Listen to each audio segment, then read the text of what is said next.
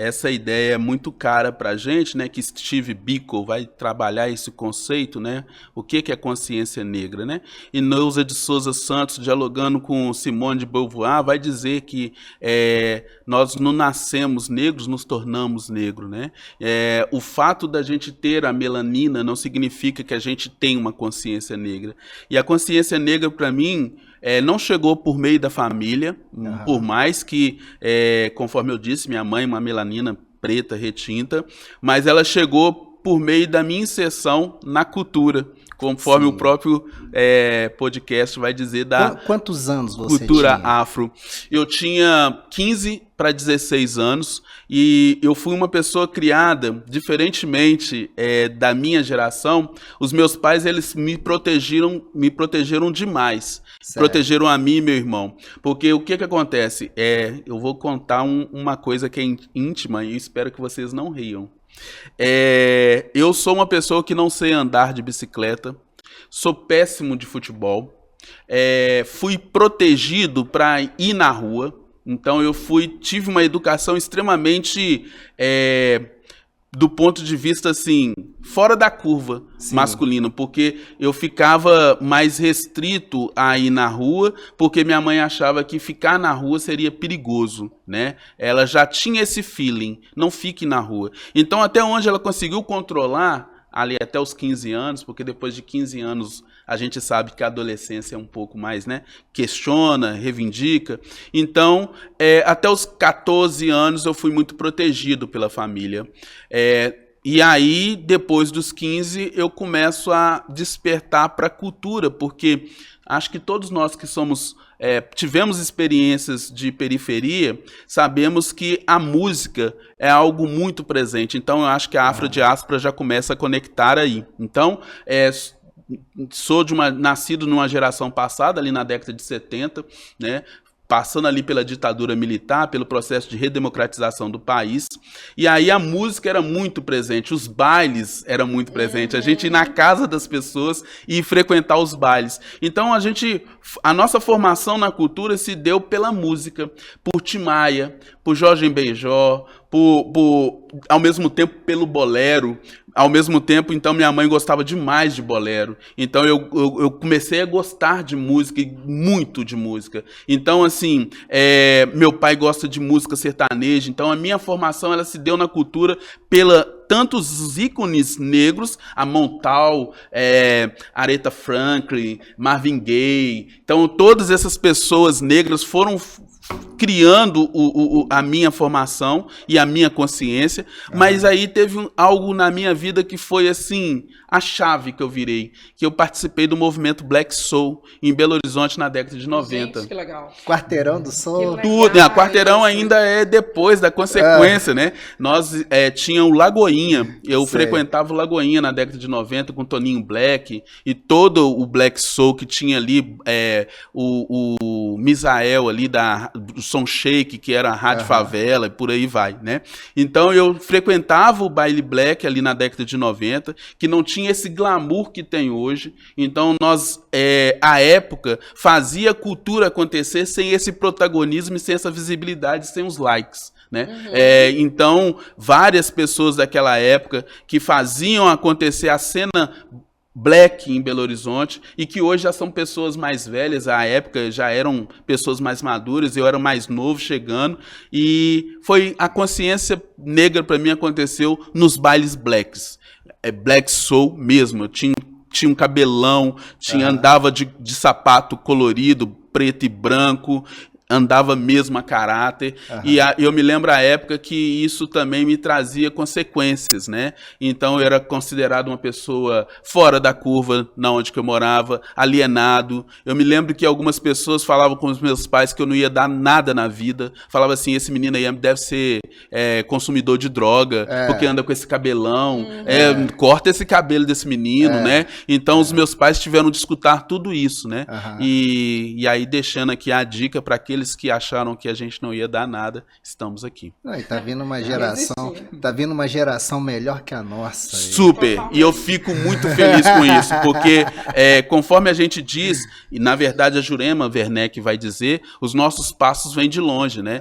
Então eu já peguei uma sequência dos bailes blacks da década de 70. Então, eu me sinto hoje muito feliz quando eu vejo a nova cena cultural do Quarteirão do Soul, do viaduto, aquela ocupação do hip hop do viaduto, porque a gente já fazia isso lá na década de 90 do século passado. E isso é muito legal. Isso é muito interessante, porque aí a gente vai se encontrando também, né? Como que, de fato, a cultura, a música e essa produção artística, ela vem sempre muito paralela a essa questão da consciência negra, né? De se perceber, de se identificar, porque a música, a literatura, né? Gustavo é muito da literatura, a literatura, o teatro, a representação, né, cultural em diversas formas, ela sempre nos encontra, né? A gente vai ter sempre esse aquilombar na cultura e essa percepção mesmo de consciência na cultura, né? Eu acho que isso faz a gente, inclusive, ter sido muito assertivo, né, Gustavo? Até no próprio nome, assim, né? Que nasce da cabeça do Gustavo, assim, essa coisa, né? Da gente falar sobre a cultura afro. E eu acho que a gente vai ver muito isso aqui nessa mesa, a respeito disso. E aí, falando ainda a respeito de música, Gustavo, só para eu não perder isso, tem muitas músicas que eu, inclusive, porque eu gosto muito de música, né? E aí me identifico muito com isso, porque vem de uma família muito musical, uma família que fazia, inclusive, né? A dança, o soul na rua e tal. Essa coisa mais que anteriormente, como você disse mesmo, professor, era marginalizada, né? E aí eu venho dessa experiência da música, e a música é muito presente na minha casa. E tudo que eu vou, os temas, eu tenho essa coisa com relação à música. E aí tem muitas músicas que falam, inclusive, e narram a questão da diáspora, né? E dessa cultura, dessa construção nos espaços, nos quintais, né? Até mesmo no próprio navio negreiro, né? Até o Brasil, que fala a respeito disso. E aí eu queria muito que você falasse um pouco dessas referências musicais que trazem isso, né? Historicamente, assim, né? Se você tem essa referência, uma vez que você já falou aí que da década de 90 você estava inserido na música. Perfeito. Concordo demais, Cris. Inclusive, tem um intelectual militante do movimento negro que eu considero muito, que é o Marquinhos Cardoso. Acho que valeria a pena vocês convidá-lo. Convida pra gente, dentre tantas outras pessoas, né? Tantas outras pessoas que acho que seria importante participar desse diálogo. Mas por que eu estou falando do Marquinhos Cardoso? Porque ele tem um livro que para mim é seminal, que é Movimento Negro em Belo Horizonte, né?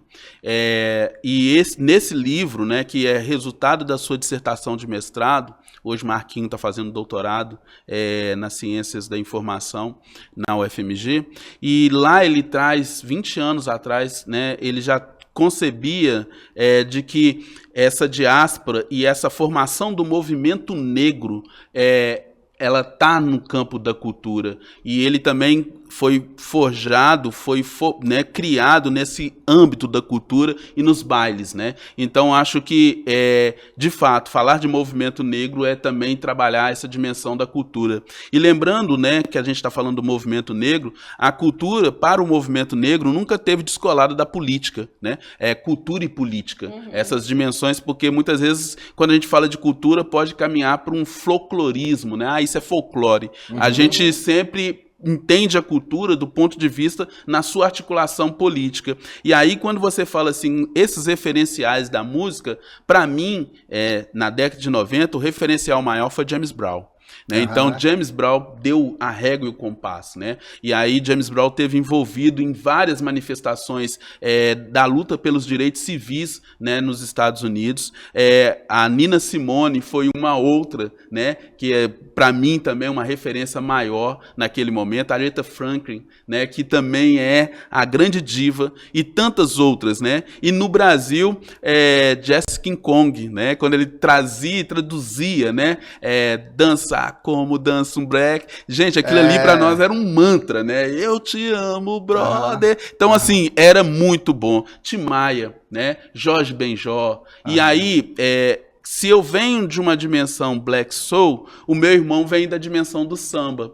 E ele também me inseriu ali aos 14, 15 anos no samba.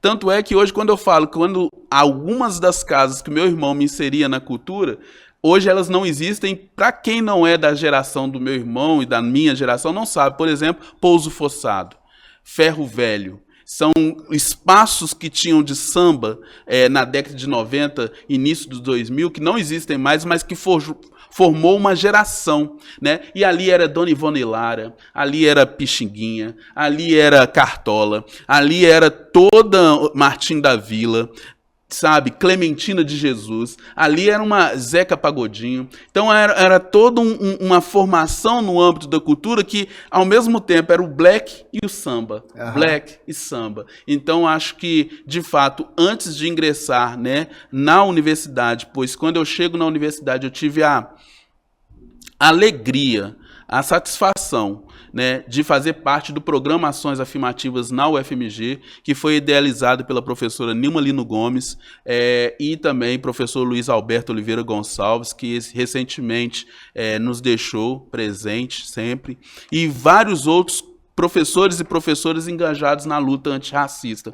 E ao fazer parte desse programa Ações Afirmativas na UFMG, aquilo que eu tinha de vivência, experiência, mas pouca teorização, eu pude teorizar, né? Sim. Então, acho que aí para mim foi essa Nego Bispo, um quilombola brasileiro, ele trabalha com um conceito que eu gosto muito chamado confluência, né? Então, quando eu entrei na universidade e tive a oportunidade de fazer parte desse programa idealizado pela Nilma como bolsista de extensão, né? Eu fui o primeiro bolsista desse programa.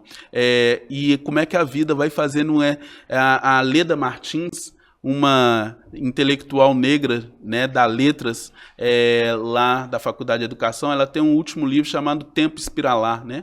Então, como esse espiralar vai fazendo na vida da gente, e eu comecei nesse programa como bolsista e hoje estou como coordenador. Sim, sim. Né? Então, assim, como essa vida vai levando para a gente algo que era importante, aquela experiência da prática, e aliado à dimensão teórica, para mim foi, assim, revolucionário na minha vida.